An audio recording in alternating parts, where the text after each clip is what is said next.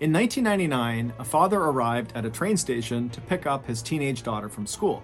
But when the train she was supposed to be on arrived at the station, she didn't get off. And so the father just sat in the parking lot, assuming his daughter must be late and she'll be on the next train. But as more and more trains came into the station, none of them were carrying his daughter. And so eventually, this father just left the parking lot and headed back home, believing his daughter must have found another way home. Unfortunately, though, that was not the case. It would turn out his daughter had made a fateful decision that day that would soon turn her and her family's lives into a nightmare. Oh, nah. If my daughter didn't arrive on the train that she was supposed to arrive on, I'm calling the hell out of her phone. Where you at? You ain't here yet? Are they running late? What's going on? I'll just be in contact with her. I mean, if she has a phone, that is, but that'll put me in daddy mode real quick. But before we get into that story, if you're a fan of the Strange, Dark, and Mysterious delivered in story format, then you've come to the right place because that's all we do, and we upload once a week. So, if that's of interest to you, please soak the like button's underpants and then place them in the freezer. Also, please subscribe to our channel and turn on all notifications so you don't miss any of our weekly uploads. Ways to like the video. Let's get into today's story. In 1998, the Barber family was living a charmed life. Michael and Elizabeth had been happily married for 20 years, and they had 3 beautiful daughters who ranged in age from 9 to 15, and they were all thriving. The family lived in a very modest, plain-looking home in Melbourne, Australia, but the second you stepped foot inside of that home, you would see it was bursting with life. The sounds of kids laughing and playing, and of Michael and Elizabeth happily chatting away filled every room. Now, the Barbers' lives were not perfect by any means. In fact, they struggled financially and lived basically paycheck to paycheck. However, they didn't let their financial struggles define them. Instead, Michael and Elizabeth put a lot of stock in another aspect of their lives that they were all undeniably rich in, and that was in creativity. Michael was a toy maker and a designer, and Elizabeth worked in children's literature. And each of the 3 Barber children were beginning to cultivate their own unique creative gifts. If social media was as prolific as it is now back then, they would have probably been all right. At 9 years old, Heather, who was the youngest, had developed a lovely singing voice. Ashley Rose, who was the middle child at 11 years old, had learned to play the flute. But the Barber's oldest daughter, 15-year-old Rachel, was really the star of the family. In fact, they called her that, Rachel Star. Rachel was an extremely talented dancer. She was so graceful and stylish that even when she was just walking around, it almost looked like she was dancing. Rachel was also very beautiful, with big emerald green eyes and fair skin, and she had this effortless charisma that just drew people to her. From the outside, Rachel really did look like the kid who had everything going for her. But, like the rest of us, Rachel had her own struggles. Like she was not a natural student. No matter how hard she tried, math and science just seemed impossible to her. And Rachel had a number of acute fears that really made certain aspects of her life very challenging. She was deathly afraid of the dark, she was afraid of talking to strangers, she was afraid of navigating the public transportation system on her own, and even just the thought of going into a store by herself filled her with immense dread. As a result of having these fears, Rachel was actually very dependent on her parents. Her mother, Elizabeth, would jokingly say that Rachel was 15, going on 18, going on 12.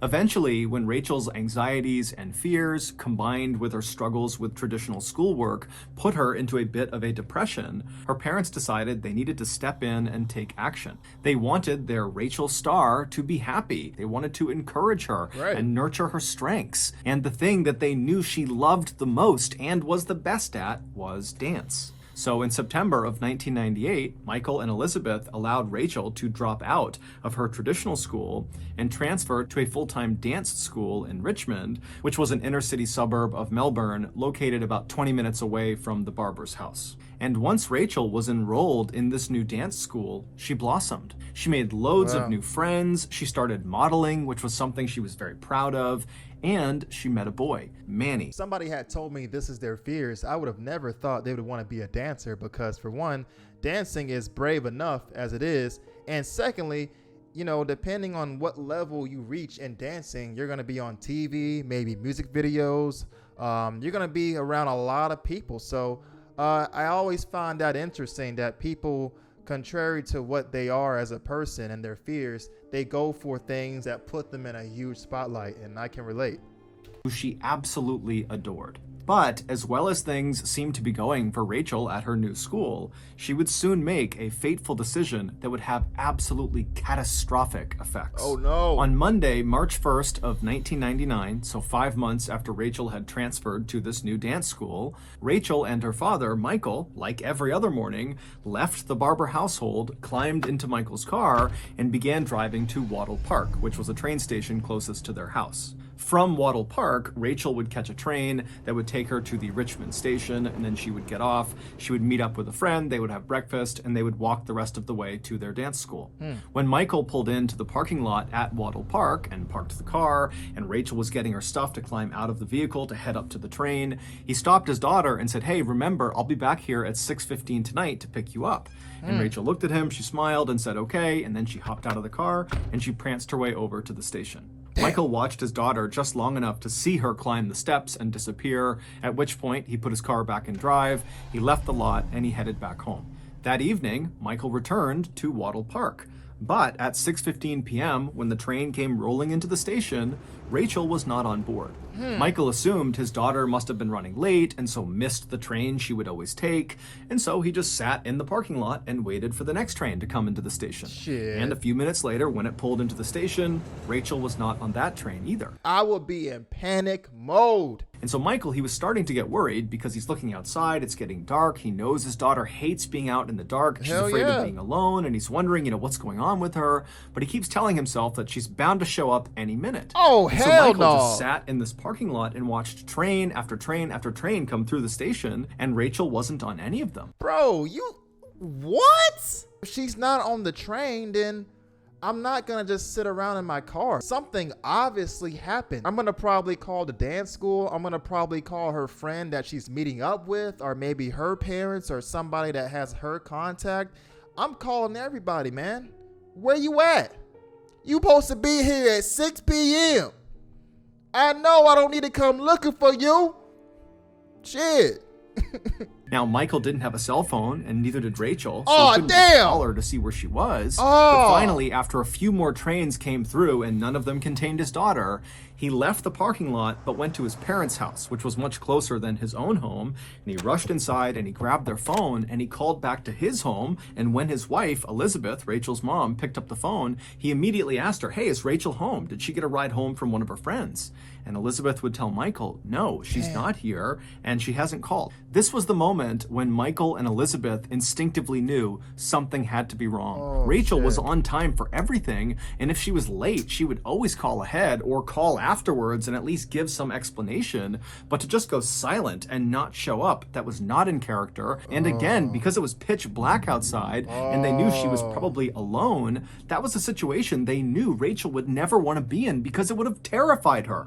And so Michael tells Elizabeth he's going to come home as fast as he can. They hang up. And then while Elizabeth is waiting for her husband to return, she picked the phone right back up and she dialed Manny's number. That's Rachel's boyfriend. She Right. figured maybe Rachel was with Manny, or at the very least, maybe she checked in with Manny because most nights Rachel and Manny spoke on the phone. But when Manny picked up the phone, he would tell Elizabeth that he hasn't seen Rachel since earlier in the day, and she has not called him, which to him was odd. When Damn! Elizabeth asked Manny, what was my daughter doing when you were with her last? Manny would say, "Oh, we went out to a shopping mall near the school in Richmond, and we went to the shoe store, and Rachel actually walked up to a very particular set of shoes. They were these big platform blue chunky shoes, and she said that she was going to buy them the next day, and she was really excited about it." And Elizabeth, as she's hearing this, she knew exactly the shoes that Manny was describing, because just the day before, Rachel had taken her mom, Elizabeth, to the shoe store and pleaded with her to get those blue chunky platform shoes. Okay. But when Elizabeth had looked at the price tag, they were $100, and so they were too expensive. And so as Elizabeth is hearing Manny say that her daughter is talking about how she's going to buy these shoes the next day, Elizabeth is thinking, with what money? Rachel has no money. How could she possibly afford those shoes? And so she asked Manny, did Rachel say how she planned on affording those blue shoes? And Manny would say, actually, yeah. She told me that she had this secret job, but she wouldn't give me any more details about it. What? Oh my God. What kind of trick? What is she trapping?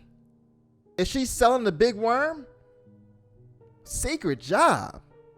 And she said that with the money from this secret job, she'd be able to buy these shoes. Manny would tell Oh, the Elizabeth that secrets. Rachel really stressed that this secret job was nothing to worry about, it was nothing immoral. But as Elizabeth is listening to Manny tell her this, all her alarm bells are going off. She could not fathom any job that would require a 15-year-old girl to go out by herself at night doing something that was secret and give absolutely no information to her family. I'm saying. Every possibility just seemed bad. After hanging up the phone with Manny, Elizabeth began frantically calling all of Rachel's friends and acquaintances and different locations around town that she knew her daughter would frequent, but nobody had any information about where Rachel was. A little while later, Michael finally pulled into the driveway, and when he went inside, he talked to his wife briefly, but he could tell they had no new information, their daughter was still not home, this was becoming a crisis. And so very quickly, Michael just left the house, got right back into his car, and he drove to the police station. But when he got to the police station, the police didn't really offer the response that he was hoping for. From the police's perspective, it sounded like a teenage girl has been missing for a few hours, and so in their mind, they're thinking, one, that's not an emergency yet. Fuck yeah, it is. It's an emergency to me. She was supposed to be in my presence off that damn train at 6 p.m. And I know my daughter.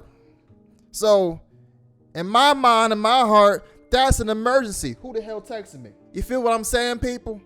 I would say, Mr. Officer, I ain't trying to get hype in here, but I need you to go look for my daughter. It's going to be some problems. Or I'm going to jail tonight, man. Hell you talking about? And two, she probably just kind of ran off. Teenagers do that, they come back the next day, it's normal. Shit, what the fuck you mean? She just kind of ran off. Oh man, like what? If a police officer told me that, talk about teenagers do that, she'll be back. Fuck you talking about? And so despite Michael's pleas to the police that no, this is different, my daughter would never do that. She would never run away. This is totally out of character. Despite all those pleas, I'm saying, the police said, look, Michael, just go home, wait, your daughter will be home soon. And if for some reason in the next few days she does not come back home, you come back and you tell us. By then she'll be dead. By then she'll be dead, man. Oh my, I can't believe there's officers out here that think this way. My daughter is not home. Why does it have to be a few days? A 15-year-old? A 15-year-old? Come on now, man.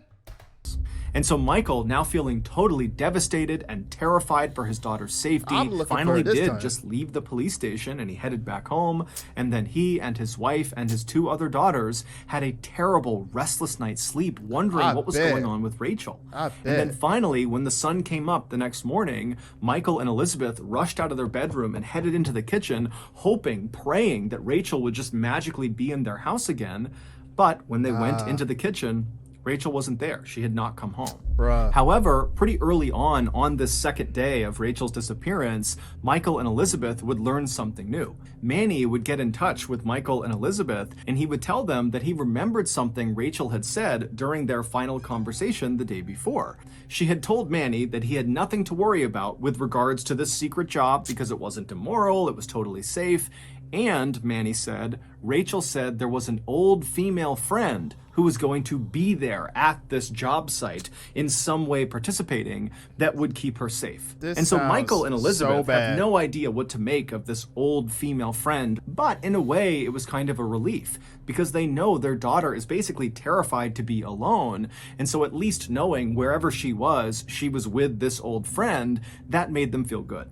Old friend? Old female friend? Like what? Like, how old are we talking about? This is a 15-year-old girl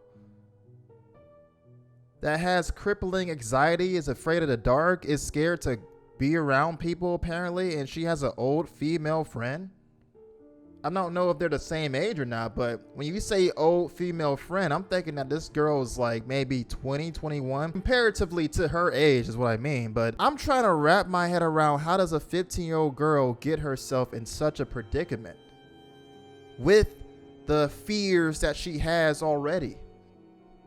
How does she get caught up in this? But the parents' positivity about this new development quickly faded when they began calling around to all of Rachel's friends, both new and old, female and otherwise. already did that. And none of them were missing. Everybody was where they were supposed to be, and nobody knew anything about what happened to Rachel. The only intel the parents got from this round of calling all of her friends was that several of her friends said that the day before, the day Rachel disappeared, they had walked with Rachel back to the train station after school. And in fact, one of the friends told Michael and Elizabeth that they offered Rachel a ride home so that she wouldn't have to ride the train back home, but Rachel had turned it down, saying her father was going to be meeting her on the other end at Wattle Park at 6:15 p.m. The Barbers didn't know what to make of this. Did Rachel believe at the time that she could go do this secret job and still be back in time to meet her father at 6:15 at Wattle Park? Or did she lie to the friend who was offering the ride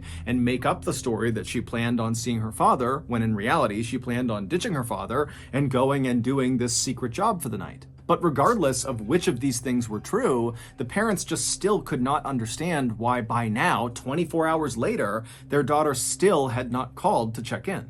Michael and Elizabeth found themselves wondering if they really knew their Rachel Starr as well as they thought they did. You know, maybe she had actually Obviously run not. away like the police suggested. The parents were totally distraught, they were totally anxious and terrified, and so with nothing else to do, over the next several days, they just continued to go out and look everywhere and talk to everyone to try to find where their daughter was. But everything they looked into turned into a dead end. That's Then, horrifying. finally, on Monday, March 8th, so exactly 1 week since Rachel had disappeared, Michael and Elizabeth got a new lead. A girl named Allison, who had gone to a dance class with Rachel before Rachel had transferred schools, had overheard her younger sister talking about the Rachel Barber disappearance and how nobody had seen or heard from Rachel since 5:45 p.m. the previous Monday. Allison, who had not heard about Rachel's disappearance until this very moment, knew immediately she had to go forward and talk to police because she actually saw Rachel on the night she disappeared, a full hour after her last known sighting. Damn. At 6:40 p.m. on the night Rachel disappeared, Allison was on the train car headed to Praron, which is a suburb located southeast of where Rachel lived. And when this train that Allison was on pulled into the Richmond station and the doors opened up, Allison watched as Rachel, along with this other girl who Allison didn't recognize, walked on board and then took seats right next to each other on the other end of the train away from Allison.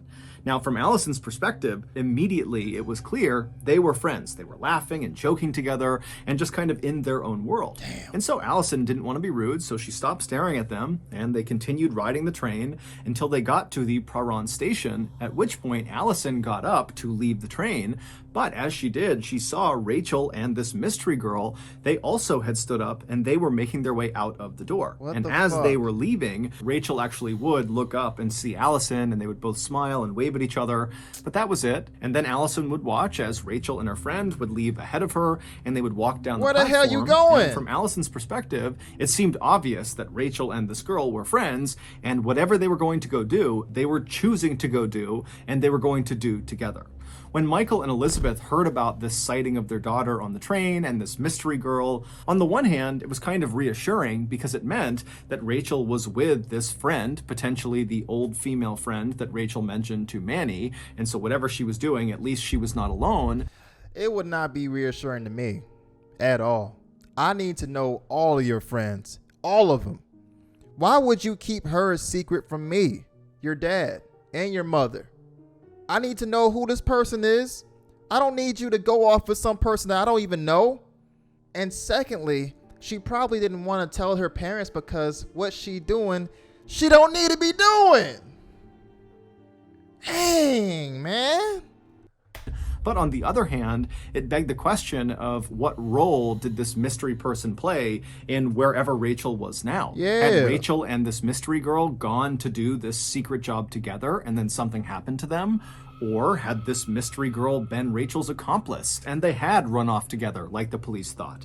Whatever the case was, the Barbers and the police at this point, who were looking much more seriously into the Barber case by now, About damn they time. knew the next step was identifying this mystery girl. A couple of days later, on Thursday, March 11th, the police called in an artist to create a sketch of this mystery girl that Allison had seen on the train. Allison would describe this mystery girl as being older than Rachel, being heavier than Rachel, and very plain. That day, the police also ordered a trace on all of the phone calls going into the Barber residence on the day before she went missing, because they figured that if Rachel and this mystery girl were in cahoots on some sort of secret thing together, they likely communicated the day before. And when the phone call trace came back, there was one phone number in particular that stood out to police. There was a private phone number that called the Barber household twice on the day before Rachel disappeared. Wow. Once at 5:24 p.m., and that call lasted about 15 minutes. And then shortly after that call ended, the private number called back, and then there was another conversation that lasted about 30 minutes. It would take police another 24 hours, but eventually they would figure out who this private caller was. It was a 20-year-old woman named Caroline Robertson, Wow. who very closely resembled the police sketch of the mystery girl that Allison had seen on the train. But what? Hold up. I'm sorry. If I can remember correctly, I'm thinking the phone should still ring, even if it is private. So I don't know. And it just so happened that Caroline Robertson lived very close to the Praron train station where Allison saw the mystery girl and Rachel get off. Oh, word. Additionally, Caroline was Rachel's old babysitter and was very close with the Barber family. And so Oh. it seemed very likely that Caroline was both the mystery girl on the train and the old female friend that Rachel had mentioned to Manny when she told him about this secret job.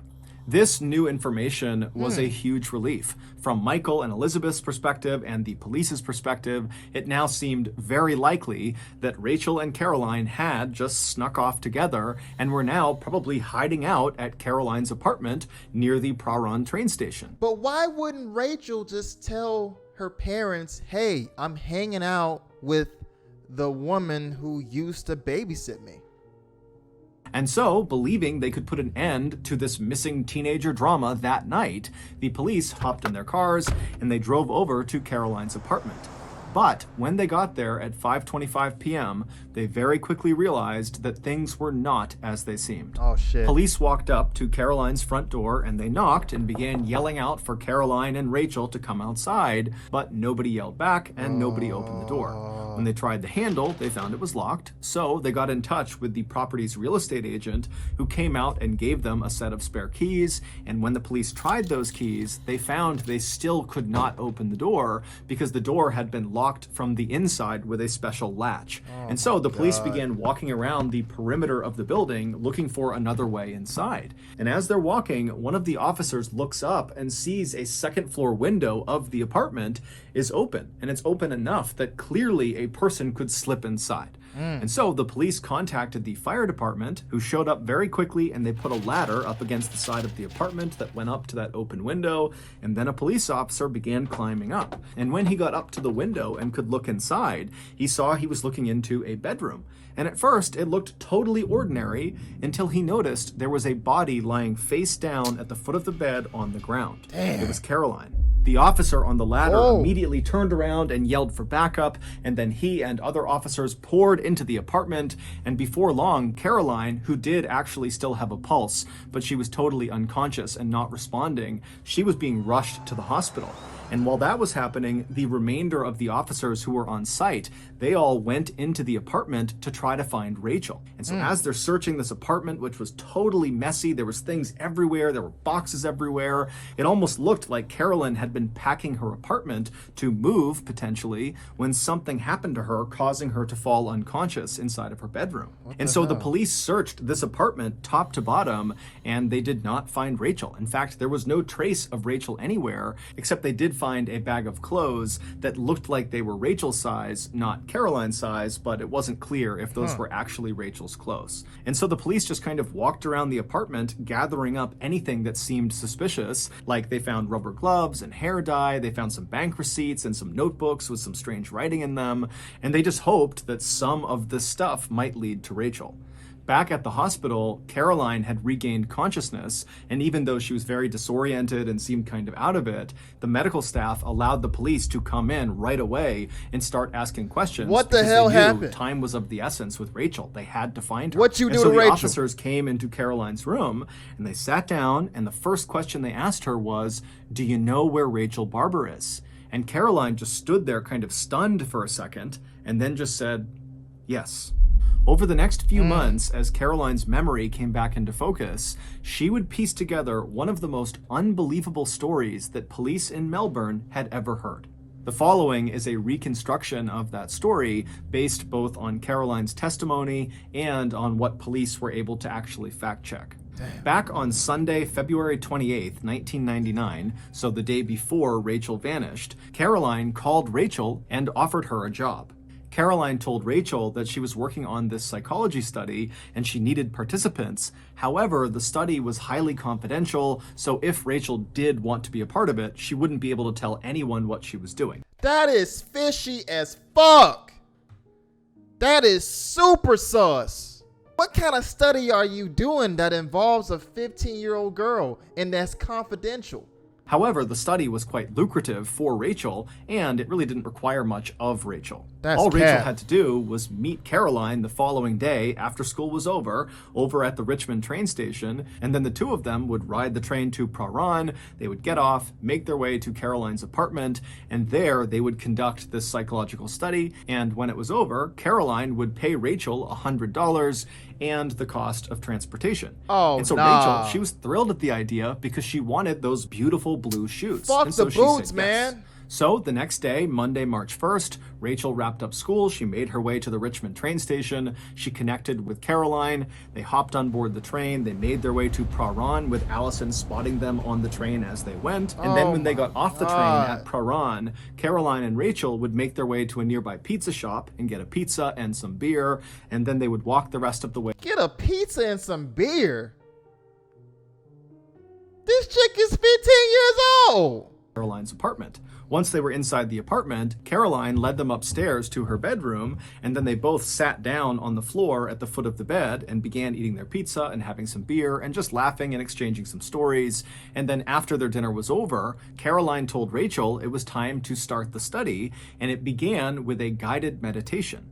Sitting next to Rachel, Caroline told her to stay calm, think happy thoughts, close your eyes, and just begin to breathe in nice and slow, breathe out nice and slow, and just feel yourself breathing in and out. And so Rachel did as she was told and This is began sus. breathing in and out and being very calm. And Caroline, at this point, she stood up and began kind of pacing around the room, watching Rachel periodically and reminding her to think happy thoughts and stay calm and keep just listening to herself breathe in and breathe out. And then at some point, Caroline just stopped and stood right in front of Rachel and just stared at her really intently. And at some point, Caroline was confident that the drugs she had laced in the pizza that she had given Rachel were starting to take an effect. It looked like Rachel was starting to doze off. And so at that point, Caroline walked around behind Rachel, who still had her eyes closed. She's still doing the study. And Caroline pulled out a telephone cord. She wrapped it around Rachel's neck, and she pulled it as tight as she could.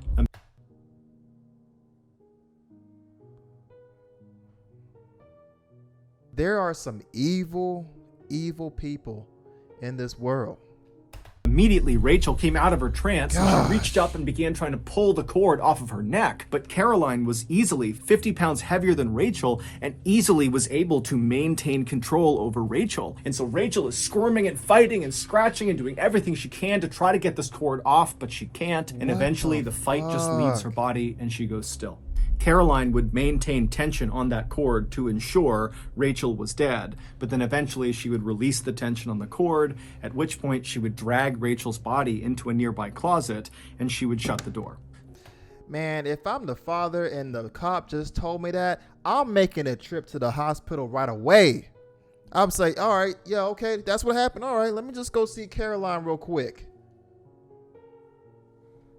2 days later, Caroline would open that closet up and she would drag Rachel's body back out of the closet with the cord still wrapped around her neck. Oh And she my would roll gosh. Rachel's body up in a carpet and then stuff her inside of a large army my duffel bag that gosh. Caroline had purchased for this exact reason, for disposing Rachel's body. And then she called a taxi who came to her apartment and she lugged Rachel's body still inside of this bag you and dumped it in the taxi. serious? And then she and Rachel's body and the taxi driver drove about an hour north to rural Kilmore, where Caroline's father had a vacation home. And there she would bury Rachel's body in a shallow grave next to. I mean, what kind of person do you gotta be, man? I mean, even before she called Rachel to convince her to do this bullshit, did she not once think this idea is sadistic? Not once?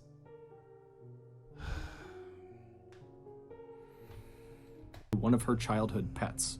When Caroline had been rushed to the hospital because she was found unconscious in her bedroom by police, the assumption was she and probably Rachel had been attacked, and that was why Caroline was unconscious. But what really happened is Caroline was in her apartment and she saw the police show up, and it made her so stressed that it triggered a seizure. I That bet. was why she passed out in I the bed. bet. When she came to in the hospital and people began asking her what happened, she would say that Rachel's death was an accident. However, months later, after investigators had gone through all of the evidence they had collected from Caroline's apartment, they discovered Rachel's death was anything but accidental. According to the notebooks they found all over Caroline's apartment, which were basically Caroline's journals, Caroline hated herself. She totally loathed her physical image and who she was, and she was obsessed with the girl she used to babysit, Rachel Barber. Rachel was this beautiful, perfect person that What's that got to do with Rachel? You hate yourself, so you're gonna go obsess over a 15-year-old girl? You 20 years old. And over somebody you used to babysit? This is what you come up with? She basically preyed on Rachel and convinced her that she's doing some bullshit study to kill her. And I feel so bad because, I mean, she probably didn't know any better and she thought that that was a person that she could trust because she used to babysit her. But to think that this babysitter was so damn insecure about her own physical traits that she had to go kill Rachel. Caroline wished she could be. And so one day, Caroline decided she would just stop being Caroline and would literally become Rachel. And to do that, she would kill Rachel and assume her identity. The secret That's the most dumbest thing I've ever heard in my life. I'm sorry. job, the psychology study that Caroline offered Rachel, was a very intentional trap. She knew Rachel wanted money for things like those blue shoes, and she knew Rachel would trust Caroline. Caroline was her babysitter, and so Rachel would have no problem That's going into such- Caroline's that is apartment alone at night to get the money. So Caroline fucking sad. planned to murder Rachel and stage it so it looked like Rachel had run away, and then afterwards, Caroline planned to lose 45 pounds and then get a nose job so she would look more like Rachel. Oh my God. So she thought that she could assume Rachel. She'll never be Rachel. What are you talking about? It's so funny to me that she thought that she'll just assume Rachel, lose 40 pounds and get a nose job and then she's Rachel. How about you just lose the weight, don't kill Rachel, and just do whatever bullshit nose job you're gonna do? I'm sorry, people. I don't mean to be so mad. I mean, this family was just living their life until their deranged old babysitter thought it'd be a good idea to assume a 15-year-old's identity. And then to complete her transformation, Caroline would legally change her name to Rachel Barber. Oh, In yeah, that November was of not gonna 2000, work. Caroline Robertson pleaded guilty to murdering Rachel Barber What you and sad was for? sentenced to 20 years in prison. In Only 20 years? Oh, she needs to get life. Only 20 years for that. She need to be in there her whole damn life. You took my daughter away from me on some bullshit like that? My daughter had dreams. You wanted to become my daughter, a 15-year-old? As soon as you get out, it's on site. January of 2015, Caroline was released after only serving 15 of those 20 years. What? Oh, I have to. Nah, bro. Nah, I'm getting hyped. I'm getting hyped. Yo, only serving 15 years for that is crazy. In the years after Rachel's death, Rachel's mother, Elizabeth, would write a book about the experience called The Perfect Victim, which would later be adapted into a major movie that starred some of Australia's biggest actors and actresses. On Wednesday, March 24th, 1999, Rachel Barber's body was once again lowered into the ground, except this time she was surrounded by friends and family and people who loved her. That is so Over sad, 850 people attended Rachel's funeral. They brought letters and poems and toys, which were all buried with Rachel, as were the blue shoes that Rachel so wanted that she planned to buy with the $100 Caroline had promised her. So that's going to do it. If you got something out of today's episode and you haven't done this, Man, Mr. Ballin, that was a doozy, bro. That was a doozy. I would love to know what you guys think in the comment section below, because I feel like this was probably one of the worst, and not like as in video, but just one of the most tragic stories that I've seen Mr. Ballin tell. I can't imagine my daughter having dreams, ambition, aspirations, going off to be a great dancer, battling her fears, just to have it cut short due to some old babysitter that wants to be like her. Man, I'm sorry, but whenever I have kids, I'm going to be very overprotective. They have no choice. But anyway, guys, make sure you like, share, subscribe. If you want me to do more Mr. Ballin videos, just post down below. And I'll see you in the next reaction. Peace!